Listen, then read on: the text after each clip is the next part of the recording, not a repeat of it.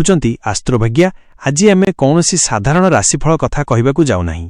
ଆଜି ଆମେ କହିବାକୁ ଯାଉଛୁ ସିଂହ ରାଶି ଜାତକଙ୍କ ଜୀବନ କାହାଣୀ, ଯାହା ଆରମ୍ଭ ହୁଏ ସଂଘର୍ଷରୁ କିନ୍ତୁ ଶେଷ ହୁଏ ସମ୍ମାନ ଓ ରାଜସୀ ଗରିମାରେ। ଏହା ହେଉଛି ଗୋଟିଏ ଏମିତି କାହାଣୀ ଯେଉଁଠାରେ ଜଣେ ଲୋକ ନିଜେ ରାଜା ହେବାକୁ ଶିଖେ। ଅଧ୍ୟାୟ 1। ଜନ୍ମରୁ ରାଜସୀ ଗୁଣ।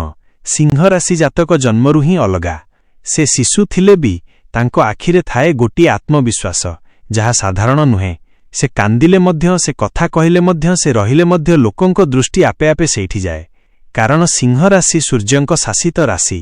ସୂର୍ଯ୍ୟ ଯେମିତି ନିଜ ଆଲୋକରେ ସବୁକୁ ଢାକି ଦେଉଛନ୍ତି, ସିଂହ ରାଶି ଲୋକେ ମଧ୍ୟ ନିଜ ପର୍ସନାଲିଟିରେ ସବୁକୁ ଆକର୍ଷିତ କରନ୍ତି। ଅଧ୍ୟାୟ 2।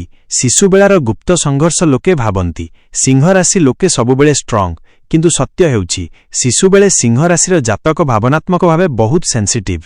ସେମାନେ ପ୍ରଶଂସା ଚାହାନ୍ତି, ଭଲ ପାଇବା ଚାହାନ୍ତି, ଅବହେଳା ସହିପାରନ୍ତି ନାହିଁ। ଯଦି ଶିଶୁବେଳେ ସେମାନେ ଭଲ ଆପ୍ରିସିଏସନ୍ ନା ପାଆନ୍ତି, ତେବେ ମନର ଗଭୀରେ ଗୋଟିଏ ଜଳିଥାଏ, ମୁଁ ଦେଖାଇବି ମୁଁ କିଏ। ଅଧ୍ୟାୟ 3। ଯୁବାବସ୍ଥା, ଅହଙ୍କାର କି ଆତ୍ମସମ୍ମାନ। ଯୁବାବସ୍ଥାରେ ପାଦ ଦେଲେ ସିଂହରାଶି ଜାତକଙ୍କ ଜୀବନ ଏକ ମଞ୍ଚ ଭଳି ହୋଇଯାଏ। ସେ ଲିଡର ହେବାକୁ ଚାହାନ୍ତି, ନିଜ କଥାର ମୂଲ୍ୟ ଚାହାନ୍ତି, ଅବମାନ ସହିପାରନ୍ତି ନାହିଁ। ଏହି ସମୟରେ ଅନେକ ଲୋକ ତାଙ୍କୁ କହନ୍ତି ତୁମେ ବହୁତ ଅହଙ୍କାରୀ, କିନ୍ତୁ ସତ୍ୟ ହେଉଛି ସେ ଅହଙ୍କାରୀ ନୁହେଁ, ସେ ଆତ୍ମସମ୍ମାନୀ।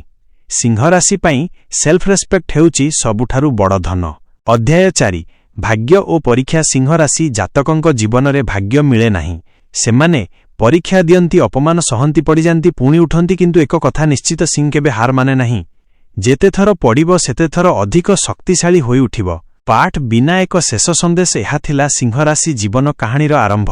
ଅଧ୍ୟାୟ 5। କ୍ୟାରିୟର ସ୍ୱପ୍ନ ବଡ଼।